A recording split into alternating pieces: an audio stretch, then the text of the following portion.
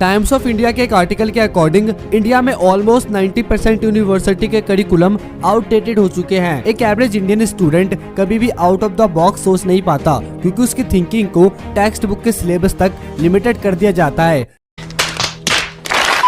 Indian education system का M है ज्यादा से ज्यादा एम्प्लॉय पैदा करने का, इसीलिए हमें इस तरह से पढ़ाया जाता है कि हम कभी भी एक बिजनेसमैन या एंटरप्रेन्योर बनने की तरफ मोटिवेट नहीं हो पाते। कुछ टाइम पहले मैंने अपने YouTube चैनल पर एक वीडियो डाला था जिसका टाइटल एंड थंबनेल कुछ ऐसा था। इस वीडियो में आपका बहुत ही बढ़िया रिस्पॉन्स रहा। देन मैंने इस वीडियो के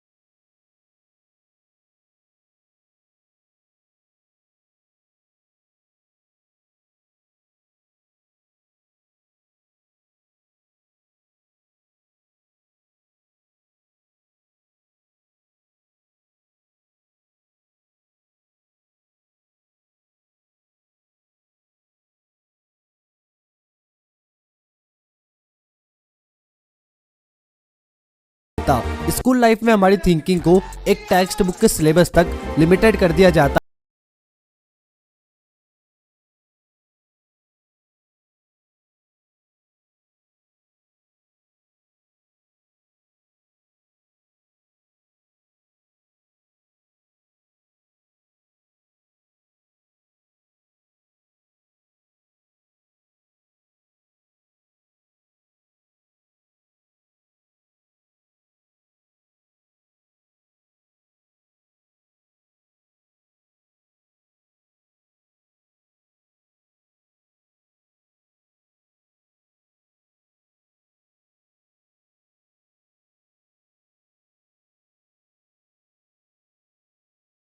अभी तक पढ़ा या भी जो आप स्टडी कर रहे हो, आपको कहीं पर भी ऐसा लगा कि हमारे एजुकेशन सिस्टम ने हमें एक बिजनेसमैन या एंटरप्रेन्योर बनने की तरफ मोटिवेट किया है? नहीं।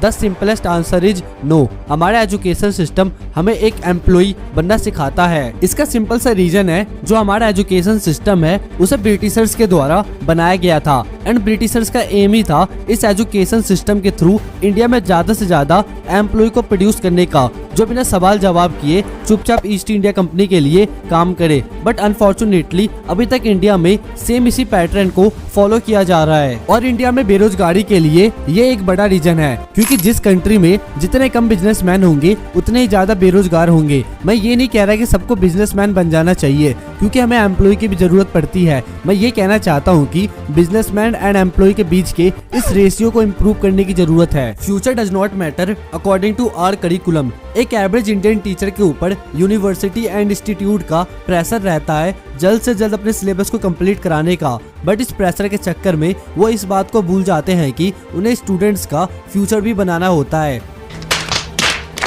और इसी कारण से इंडिया में बहुत सारे स्टूडेंट्स फेलियर बन जाते हैं। अगर हमारे सिलेबस के साथ साथ हमारे फ्यूचर पर भी ध्यान दिया जाए तो ये फेलियर स्टूडेंट्स भी सक्सेसफुल बन सकते हैं। सो जरूरत है करिकुलम में चेंजेस करने की। अगर फ्यूचर को ब्राइट बनाना है तो अभी जो प्रेजेंट में चल रहा है उसमें इम्प्रूवमेंट बहुत ही इंपॉर्टेंट है। सिलेबस के साथ साथ हमारे फ्यूचर पर भी ध्यान देना चालू करो। भेड़ चाल, इस चीज के बारे में मैं लास्ट वीडियो में भी डिस्कस कर चुका हूँ कि किस तरीके से हमारा एजुकेशन सिस्टम हमें भेड़ चाल चलना सिखाता है। हर क्लास में एवरेज 40 बच्चों की स्ट्रेंथ होती है और गवर्नमेंट स्कूल में तो ये स्ट्रेंथ 80-90 तक पहुंच जाती है। बट प्रैक्टिकली देखा जाए तो इन सभी को सेम चीज पढ़ाया जाता है, बट इन सभी की मेंटालिटी, थिंकिंग, जिंदगी में कुछ करने के एम्बिशन एक दूसरे से टोटली अलग है। बट सबको एक जैसा ट्रीट किया जाता है और यहीं पर हमारा एजुकेशन सिस्टम फेल हो जाता है। यार जब सभी बच्चे एक दूसरे से अलग है तो सबको एक जैसा क्यों ट्रीट किया जाता है? दैट्स वाई हमारे एजुकेशन सिस्टम में चेंजेस की बहुत ही ज्यादा जरूरत है। और भी ऐसे बहुत सारे प्रॉब्लम्स हैं जो हमारे एजुकेशन सिस्टम में एग्जिस्ट करता है, बट सभी को एक ही वीडियो में कवर कर पाना थोड़ा सा मुश्किल है। अब क्वेश्चन ये आता है कि आखिरकार इन सभी प्रॉब्लम्स का सॉल्यूशन क्या है? अगर सिंपल से शब्दों में कहूँ तो इन सभी प्रॉब्लम का सॉल्यूशन आप खुद ही हो। अरे कहना क्या चाहते हो?